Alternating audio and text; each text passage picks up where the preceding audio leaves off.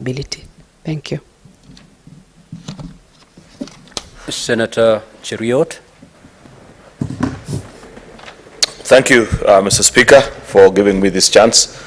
I do welcome Waziri Florence to the Senate. Mr. Speaker, it will be important to note that this is the only cabinet minister who votes for me. In another way to put it, she comes from my county of Kericho. And therefore, I do welcome her to the Senate to respond to the issues that members have with regards to her ministry. Mr. Speaker, I'd wish to know from the Cabinet Secretary. She knows full well that Kenya's leading export to the world presently is no longer tea and coffee as used to be back in the day. In fact, our premium earners as an economy is not even tourism anymore, but foreign remittance from Kenyans that labor abroad has overtaken all those sectors, and therefore it's a place that we must pay close attention to as a country.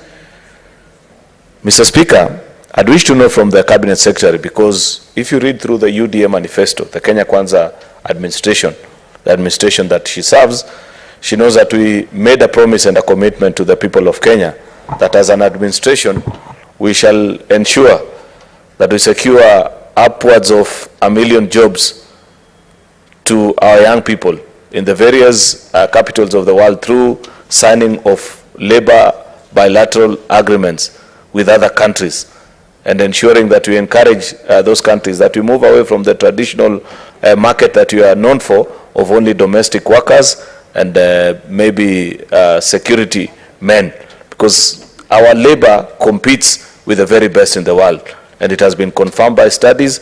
If you followed through the visit of the president, Mr. Speaker, you saw that currently when the president visited the Silicon Valley, in almost each of the great global companies that he visited, he had a meeting with Kenyans, and you can name it from Apple to Google to everywhere. Therefore, we produce the very best in terms of our labor and human capital that can compete with the very best in the world. Therefore, can the minister perhaps brief the House on how much progress has been made in her ministry with regards to signing labor bilateral agreements with the additional countries that we promised, away from the traditional sectors that we are known for?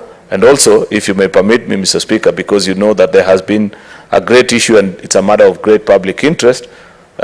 In fact, one of the issues that remains unresolved in this House is that the Labour Committee of the Senate in the last term undertook a study and a visit of Saudi Arabia. Unfortunately, at the conclusion of the term of the House, we had not completed on that report, but it's one of the reports of this House on what GOK needs to do in the Gulf countries to secure Kenyans that are working there, ensure that their rights are protected, and that we send the right people so that we also don't affect our image as a country.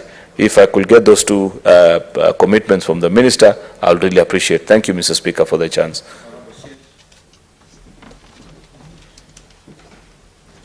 Thank you, Honorable Speaker, and thank you, the Majority Leader, Senator Aaron Cheruiyot, for the question. As a ministry, we have embarked on labor migration, and this is a focus